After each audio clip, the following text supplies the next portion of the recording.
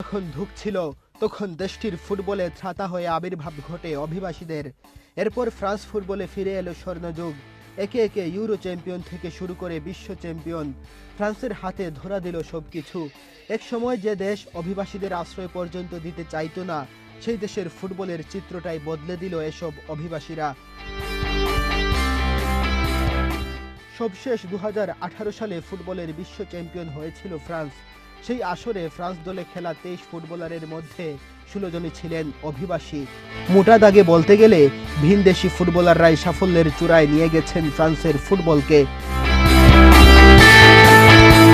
সাম্প্রতিক সময়ে বাংলাদেশের ফুটবলে প্রবাসী ফুটবলারদের আগ্রহ বেড়েছে, যার যাত্রা শুরু হয়েছিল ডেনমার্ক প্রবাসী ফুটবলার জামাল ভুঁইয়ার হাত ধরে।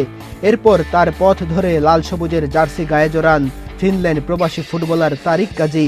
তারপর আসন্ন ভারতের বিপক্ষে ম্যাচের আগে জাতীয় দলে যোগ দিচ্ছেন প্রিমিয়ার লিগের তারকা হামজা চৌধুরী, তার সাথে আসছেন ফাহমেদুল ইসলাম। বর্তমানে বাংলাদেশের পাইপলাইনে আছেন বেশ কয়েকজন প্রবাসী ফুটবলার। কিছুদিন আগে বাংলাদেশের হয়ে খেলার জন্য অফিসিয়াল প্রস্তাব দিয়েছেন যুক্তরাষ্ট্র প্রবাসী ফুটবলার জায়ান আহমেদ। প্রবাসী ফুটবলারদের ছুটে আসাকে ইতিবাচক হিসেবে দেখছেন জামাল। তার মতে প্রবাসীরা ছুটে আসলে ফ্রান্সের ফুটবলের মতো বাংলাদেশের ফুটবলেও নতুন বিপ্লব ঘটবে।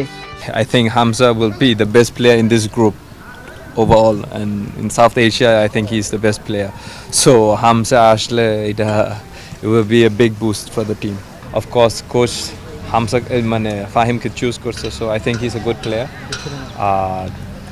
ফার্স্ট উইকে মানে উনি আগে অ্যাডজাস্ট করতে হবে, তারপরে আমরা দেখব।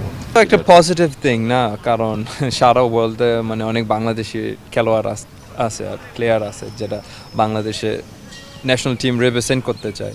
সো আমি চাই আরও আসলে ভালো টিমের জন্য, কারণ অন্য দেশটা সেম করতেছে। আপনি যদি দেখেন ফ্রান্সের টিম, ওরা তো ওয়ার্ল্ড কাপ চ্যাম্পিয়ন হয়ে গেছে সব বিদেশি নিয়ে। সো আমি চাই আমরা সেম।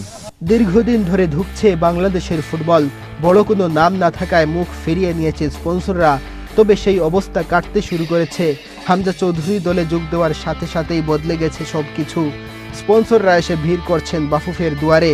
ফলে প্রবাসী ফুটবলারদের নিয়ে নতুন করে পুনরুত্থানের যে স্বপ্ন দেখছে বাংলাদেশ, সেটা কতটা বাস্তবে পরিণত হতে পারে সেটাই দেখার অপেক্ষা।